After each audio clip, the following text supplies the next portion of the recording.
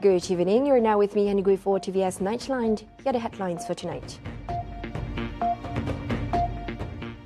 The Ministry of Health is boosting efforts against HIV or AIDS through a collaborative ASEAN dialogue on affordable antiretroviral drugs and community-based testing in Kuching. The NIS system developed by MCMC is set to boost the economy by 2 billion ringgit and create over 2,000 jobs. On global affairs, Indonesia has announced a successful trade deal with the US, reducing tariffs on Indonesian products from 32% to 19%.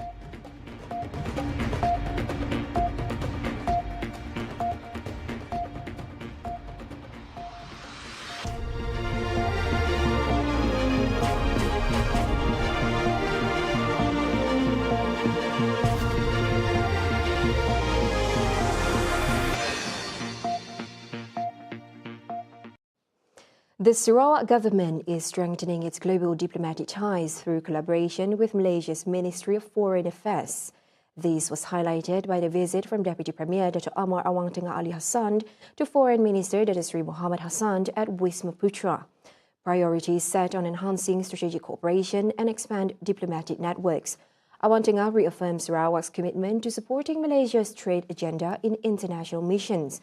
Furthermore, this partnership reflects the united effort to position Malaysia, including Sarawak, as a competitive and progressive investment destination. And the Ministry of Health MOH is intensifying efforts against HIV or AIDS through a more integrated and collaborative approach.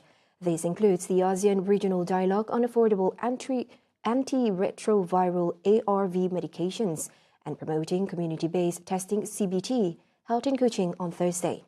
Deputy Health Minister Dr. Lukanisman Awang Sauni stated that the dialogue, organised by the MOH in partnership with the Malaysian AIDS Foundation and the Malaysian AIDS Council, aims to enhance access to treatment, early screening and comprehensive sexual health education.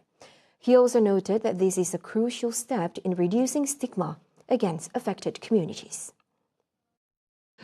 Kalau di Malaysia kita dapat berdasarkan data terkini terdapat penurunan yang sangat besar sejak 2010 penurunan yang dicatatkan menurun sebanyak 50%. Walaupun demikian kita masih lagi belum mencapai HIV zero ataupun penurunan di mana formula 95 belum lagi kita capai. Setakat ini kita mencapai penanda aras 64% komuniti ataupun pesakit HIV mendapatkan testing dan juga 94 adalah mendapat rawatan dan juga 93 adalah suppressions usage of this antiretroviral. He emphasized that youth involvement is vital in breaking the transmission chain of this dangerous virus. As of April 2025, the Malaysian AIDS Council reported that 44% of those infected with HIV are aged 20 to 29. In 2024 alone, 222 higher education students tested HIV positive, contributing to a total of 1,091 cases recorded since 2021. Records also show that Kuching had the highest number of cases in the last quarter of 2024, with 34.1%, followed by Bintulu 16.6% and Miri 16.1%. A total of 70 participants, including medical experts, academics, NGOs and representatives from both the public and private sectors in Malaysia, as well as ASEAN countries like Brunei, Cambodia, Laos, the Philippines and Singapore, are taking part in the dialogue which runs until July 19. This dialogue represents a collective commitment to ending the HIV/AIDS epidemic by 2030, in line with the global Get to Zero campaign. Amanah Saham Sarawak, or ASAR, continues to demonstrate strong and stable performance, with a recent announcement of a 6 cent per unit dividend for the financial year ending 30 June 2025, amounting to a total distribution of 28.76 million ringgit. Economist Associate Professor Dr. Ayla Abdul Latif highlighted ASAR as a reliable investment instrument with significant potential to improve household financial well-being. Jika kita lihat dari segi pulangan dividen ini, bolehlah dikatakan bahawa ianya merupakan antara pulangan yang stabil dan boleh memberikan pendapatan pasif kepada para pemegang saham dan sekaligus membantu dari segi kestabilan kewangan keluarga dan saya kira anak-anak tempatan haruslah mula melihat penyertaan asal seperti ini adalah antara usaha yang baik untuk membina kewangan peribadi yang lebih kukuh dan seharusnya melihat sebagai satu instrumen praktikal untuk pendapatan pasif juga perancangan masa depan. She further emphasized that ASAR's portfolio structure, which is heavily weighted toward low-risk instruments, makes it attractive for individuals who prefer cautious investment strategies. Saya rasa ASAR boleh memberikan dengan jaminan nilai unit dan struktur yang lebih berat kepada instrumen tetap, iaitu lebih kurang dalam 70% portfolio. Dan ini adalah satu option yang menarik kepada mereka yang bersifat sedikit konservatif dalam pelaburan. She added that ASAR's guaranteed unit price is a key advantage, especially during uncertain market conditions, making it a wise move for new investors. Additionally, she expressed hope that more locals would be exposed to financial education, enabling them to make informed investment decisions and contribute meaningfully to long-term national economic goals. ASAR recently announced a 6 cents per unit dividend, consisting of both interim and final dividends of 3 cents each. More than 57,000 investors are expected to benefit from the fund's strong performance following its restructuring. The Kelantan Police Force raided a bungalow located at Jalan Kebumen in Kota Baru, following a tip by the public and the intel from the Special Task Force that a gay party was being held at the location. Kelantan Police Chief Datuk Muhammad Yusuf Mamat said the operation took place mid-June at around 1 a.m. The party was organised specifically for gay men. Although initial intel stated that about 100 men were at the location, only 20 were present when police raided the place. Further inspection found a large number of condoms in the hundreds and several boxes containing HIV pills stored in a specific room. Police also found gay porn from 3 individuals after examining each of their phones. All 20 of them were arrested, while the 3 individuals were charged for storing porn on their phones. Prime Minister Datuk Seri Anwar Ibrahim has strongly condemned the latest Israeli airstrike on Damascus, Syria, calling it a violation to Syria's sovereignty and a tragic loss of innocent civilian lives. He further emphasized that the strike is a clear breach of international law and the 1974 disengagement agreement between the two countries. He also expressed Malaysia's solidarity with the Syrian people and called for an immediate halt to all violations. Malaysia further urged for an end to the violence and a return to commitment to humanitarian principles and the rule of law. Israel has recently launched airstrikes on several strategic locations in Damascus, including the Ministry of Defense and offices near the presidential palace. The attack is said to have aimed at protecting the Druze community involved in sectarian unrest in Suwaida region.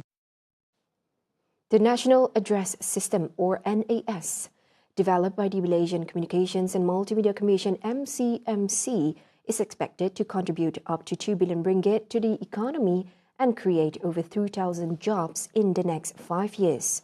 Communications Minister Datuk Fahmi Fadzil called the initiative a major reform, enabling information to be used more accurately, comprehensively and integrated across all agencies and sectors. Ini satu perubahan yang besar, satu reform yang besar, kerana kita tahu pelbagai agensi dan syarikat utility sebagai contoh ataupun mana-mana perniagaan, dia mungkin hanya akan rujuk apa maklumat yang diisi ataupun apa yang disimpan, tapi setiap syarikat ataupun entiti akan mempunyai database yang berbeza. Malah bagi agensi-agensi kerajaan, jabatan-jabatan juga, ia akan mengurangkan masalah pertindihan dan membantu pengesahan alamat yang membolehkan perkhidmatan itu diberikan dengan lebih tepat kepada pelanggan. He added that a total of 12 million addresses will be filed in the system for verification and data coordination purposes. With NAS, local authorities will also be able to accurately track the number of units being developed in a particular area, as well as businesses established after development is completed. The system is a crucial step toward creating a unified address database nationwide, which will enhance logistics network efficiency, delivery, government services, and private sector businesses.